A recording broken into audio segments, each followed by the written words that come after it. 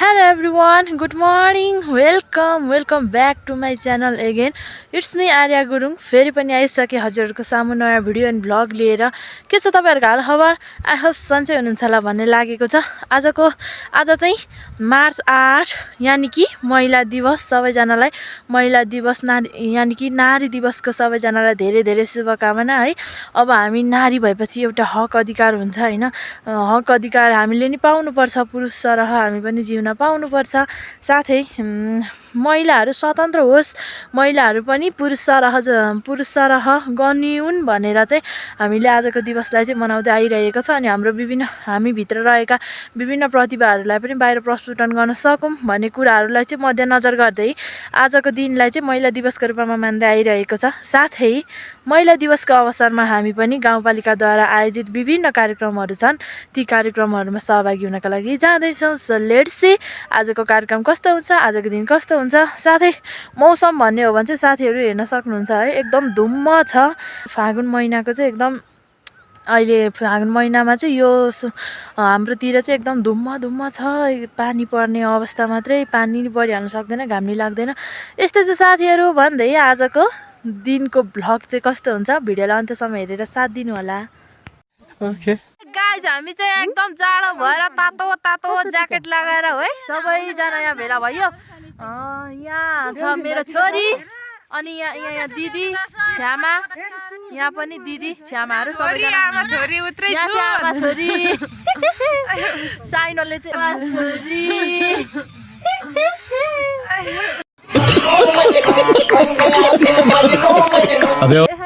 साइनोले आमा छोरी हो के गाइजहरू।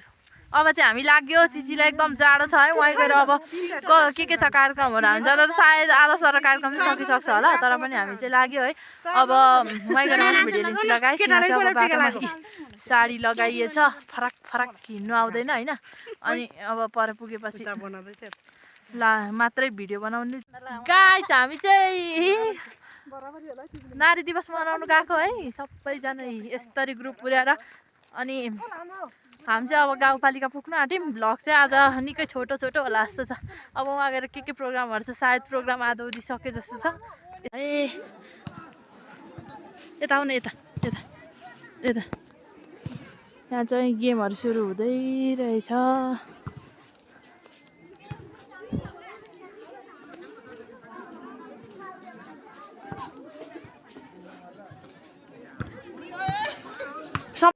धन्यवाद कुशल कार्यक्रम सञ्चालिकाज्यू।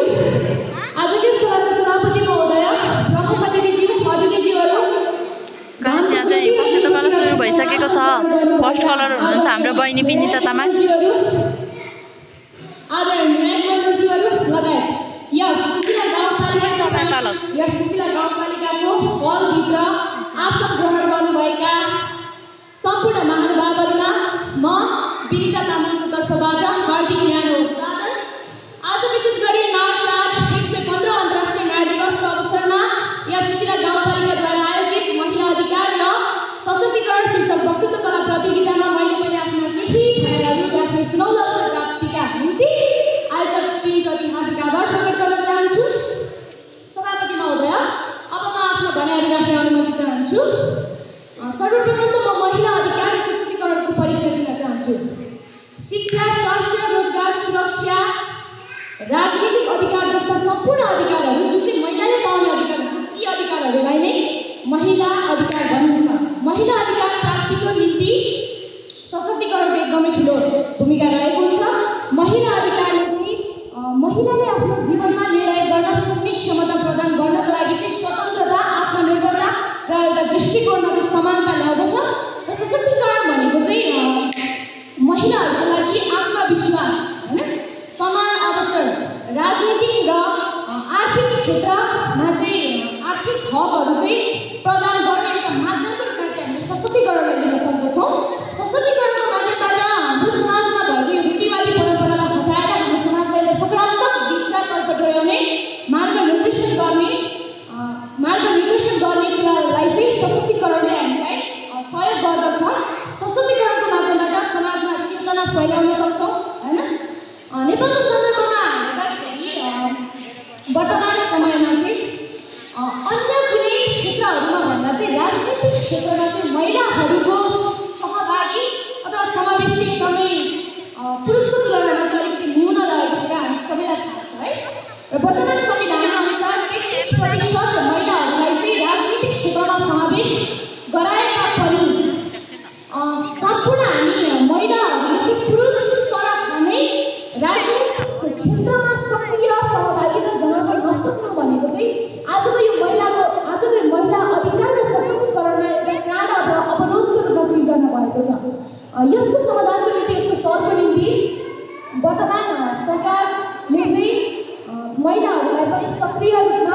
राजनीतिक क्षेत्रमा सहभागिता गराउनु चाहिँ एकदमै ठुलो महत्त्वपूर्ण भूमिका खेल्नु पर्दछ र यो गर्नु नै पर्छ।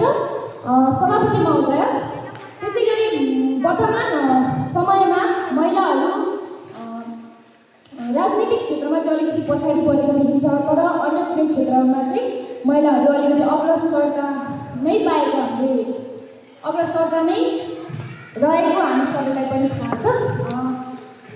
4 तारे होटलदेखि पालिका र वाडासम्म, शौचालयदेखि सदनको रोशनसम्म पनि महिलाको आवाजहरू हामीले प्रशस्त मात्रामा गुन्जिने गरेको पाउँछौँ।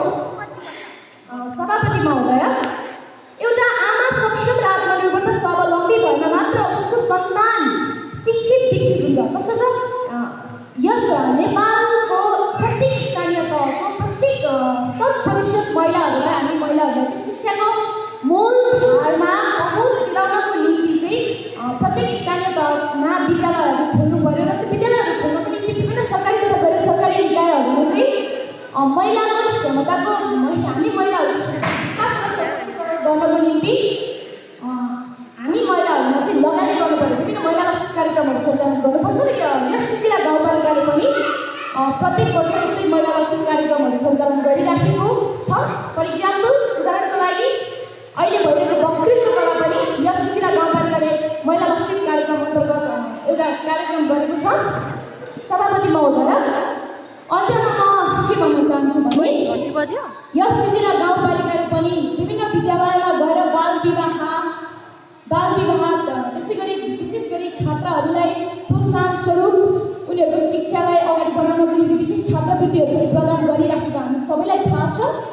र अब आउँदो आर्थिक वर्षमा यस सिलसिला गाउँपालिकाले योभन्दा पनि बढी गुणस्तरीय र प्रभावकारी महिला लक्षित कार्यक्रमहरू सञ्चालन गरी यस सिलसिला गाउँपालिकाका प्रत्येक नारीहरूलाई 100% नारीहरूलाई रोजगारी सिर्जना गरेर उनीहरूलाई आत्मनिर्भरता भएको छ कि छैन, उनीहरूको आर्जनमा केही कुरा भएको छ कि छैन, उनीहरू आत्मनिर्भरता भएको छ कि छैन भन्ने कुरामा चाहिँ विशेष गरी कार्यान्वयन त्यसलाई अनुगमन पनि गर्नुपर्ने देख्छौँ।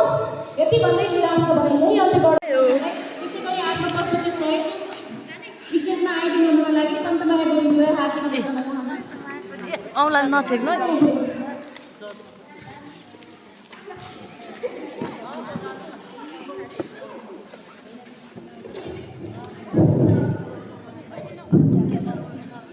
माया र दयाकी धानी सौन्दर्यकी नारी आफ्ना आधा शरीर काटेर नयाँ जीवन दान दिन्छन् नारी, आफ्ना आधा शरीर काटेर नयाँ जीवन दान दिन्छन् नारी। धन्यवाद कार्यक्रम सञ्चालकज्यू, यस कार्यक्रमका सभाध्यक्ष महोदय, प्रमुख अतिथि निर्णय मण्डल समयपालक साथै यस 115 नारी दिवसको अवसरमा उपस्थित हुनुभएका सम्पूर्ण आमा दिदीबहिनी दाजुभाइहरूमा म चाहिँ कार्यक्रमको तर्फबाट न्यानो अभिवादन टक्राउन चाहन्छु।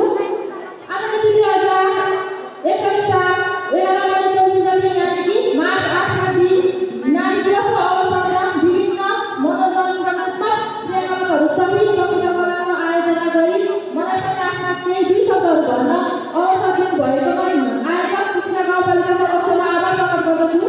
आजको हाम्रो वक्तृत्व कलाको शीर्षक रहेको छ नारी महिला अधिकार र सशक्तिकरण। यस शीर्षकमा म आफ्नो केही तर्कहरू राख्नका लागि सभाध्यक्ष महोदयसँग अनुमति चाहन्छु। धन्यवाद। महिला अधिकार बुझ्नुभन्दा पहिले हामी महिला को हो त भन्ने कुरा बुझ्नु पर्ने हुन्छ। हामी महिला को हो त, हामी आफू महिला भएर पनि हामी आफूलाई थाहा छैन कि हामी को हो भनेर हामी एउटा धरती मातामा प्रेरणा भएर आफ्नो आधा शरीर काटेर एउटा नयाँ संस्थाको जन्म दिने हामी नारी, हामी आमा, हामी मातृ को हो। हामीले आफ्नो आधा शरीर काटेर नयाँ सन्तान उत्पादन गर्छौँ भने आफ्नो शरीरका थोपा रगतहरू चुसाएर हामीले सन्तानलाई ठुलो बनाउँछौँ।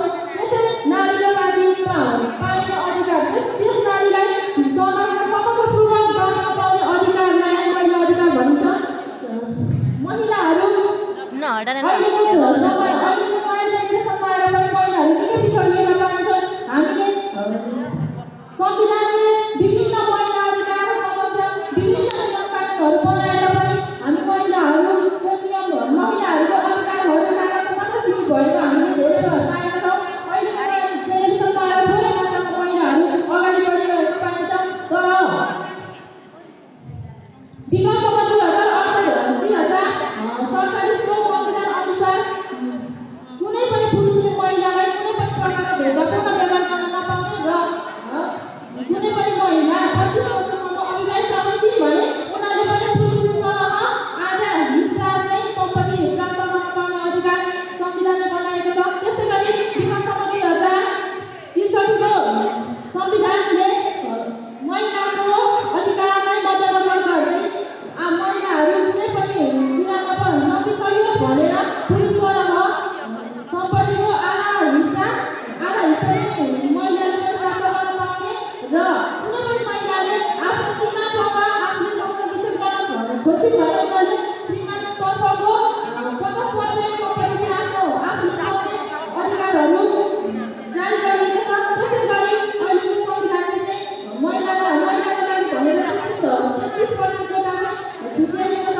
यसै कोटा अनुसार चाहिँ हामीले विभिन्न तहमा रहेर कामहरू गर्न पाइरहेका छौँ, जस्तै राजनीतिक, स्वास्थ्य, शिक्षा आदि यस्ता विभिन्न तहहरूमा रहेर हामीले काम गर्न पाइरहेका छौँ। यसरी पाए तापनि महिला सशक्तिकरण महिला सशक्तिकरणको बारेमा के भन्न गइरहेको थियो? महिला सशक्तिकरण भनेको महिलाहरू आफूले आफ्ना लागि आफ्नो सम्बन्धी केही निर्णयहरू गर्न चाहन्छन्, ती निर्णयहरू आफूले चाहिँ आफ्ना लागि आफै निर्णय गर्न सक्छन् भने त्यसलाई महिला सशक्तिकरण भनिन्छ। महिलाले आफूभित्र रहेका महान क्षमताहरूलाई चाहिँ बाहिर कसरी प्रकट गर्ने त, उनीहरूलाई कसरी प्रकट गर्न सक्छ भन्ने कुराहरूलाई महिला सशक्तिकरण भनिन्छ। जस्तै महिलाहरूले आफूभित्र रहेका क्षमताहरूलाई कसरी बाहिर निकाल्ने भन्ने कुराहरूलाई चाहिँ मध्यनजर गर्दै महिला सशक्तिकरणलाई बुझिन्छ। महिलाहरू आफूभित्र रहेका प्रतिभाहरूलाई बाहिर प्रस्तुत गर्न सक्ने महिला सशक्तिकरण हो। अन्य समयको मध्यनजर गर्दै म के भन्न चाहन्छु भने हाम्रो सुविधा समुचित देशमा आएर महिलाहरूले महिलाहरू शिक्षामा निकै पछाडि भएका छन्। महिला हिंसा हटाउन र महिला अधिकार प्राप्त गर्नको लागि चाहिँ महिलाहरू सबैमा शिक्षा अति आवश्यक छ र हामी सबैजना महिलाहरू सबैजना विभिन्न पदमा रहेर महिलाहरूको लागि शिक्षाका लागि विभिन्न अवसरहरू प्रदान गर्दै अगाडि बढाउन र हामी महिलाहरू पनि पुरुषसँग अगाडि बढ्नुपर्छ भन्ने क्षमता देखाउनुपर्छ भन्दै मेरो आफ्नो 2 शब्द यही अन्त्य गर्न चाहन्छु। धन्यवाद।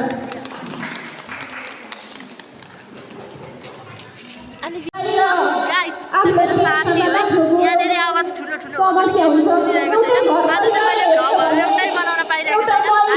चाहिँ मेरो एउटा सब्सक्राइबर है, सब्सक्राइबर यहाँ चाहिँ भक्ति कला कार्यक्रम भइरहेको छ, सबै हानाहुरु भइरहेछ है। मैले चाहिँ हावातालमा के भनेर आयो त्यो पनि हजुरहरूलाई प्रस्तुत गरेको छु, हेरिदिनु होला। यति आज छैन गाइजहरू पछाडि अलिअलि हुन्छ। ल गाइज अब चाहिँ यहाँ चाहिँ वक्तित्व कला कार्यक्रम सकेर चाहिँ लोकगीत कम्पिटिसन हुँदैछ। अब हेरौँ हाम्रो आमा दिदीबहिनीहरूले कतिको लोकगीत गाएर जित्नुहुन्छ होइन। अब हामी चाहिँ जाँदैछौँ आजको कार्यक्रमतर्फको लोकगीततर्फ। ल गाइज हाम्रो चाहिँ यहाँ लोकगीत कार्यक्रम सुरु भइसकेको छ है। अगाडि जानु नपाए भाउजू यहाँबाट चाहिँ देख्दैन यता आयो निनी नजानु न, अगाडि जानु पाइ।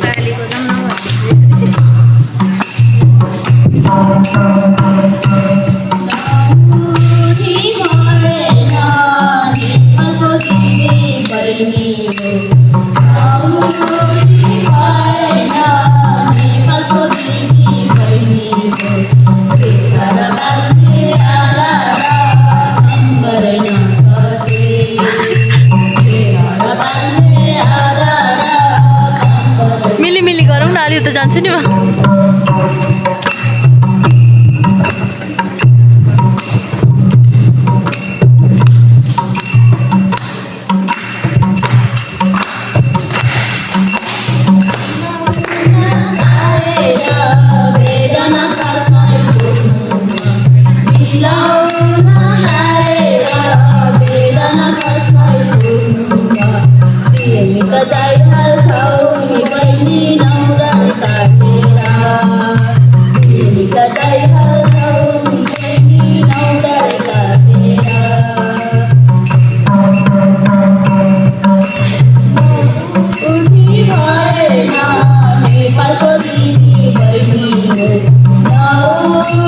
Bye.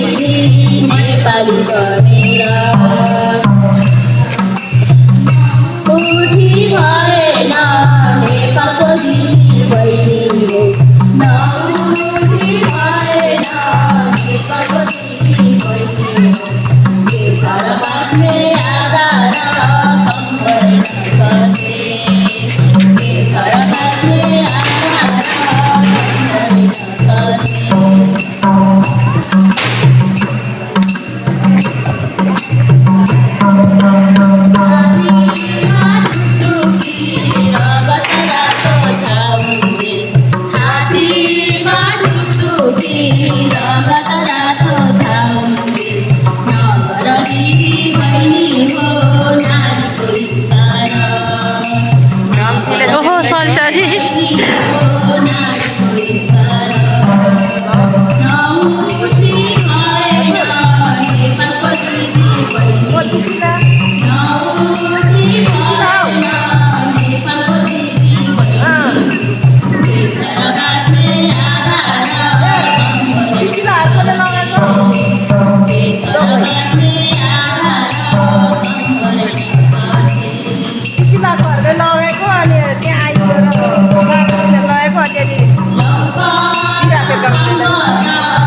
सबैले नपुग्ने चिठी लगाएर दिएको पर्छ डल्लै दिएको दिनु चाहिँ उनीहरूले काटेर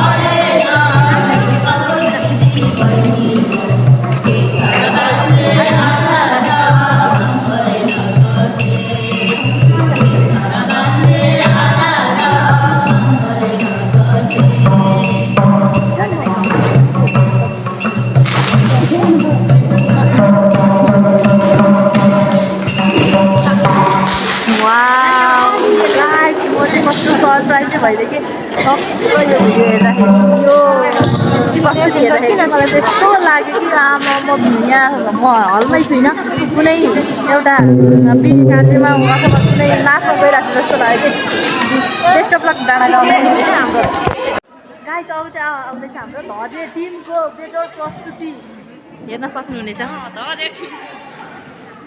अलि अगाडि जाउँ न म लु गाइजहरू रेडी गरौँ सुरु गरौँ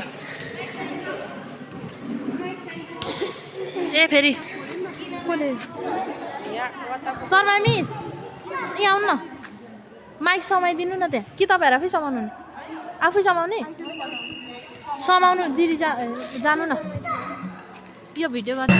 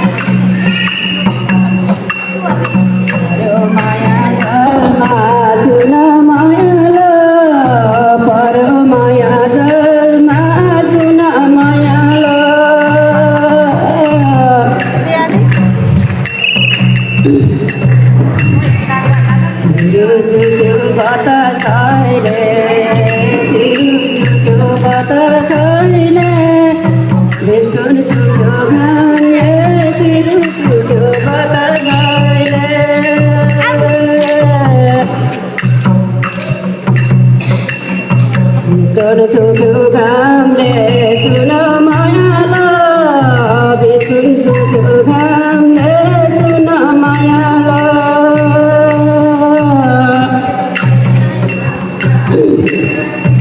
आज हामीले नचैलायो आज हामीले नचैलायो नारी दिवस नामले आज हामीले नचैलायो नारी दिवस नामले सुन मायाला नारी दिवस नामले सुन मायाला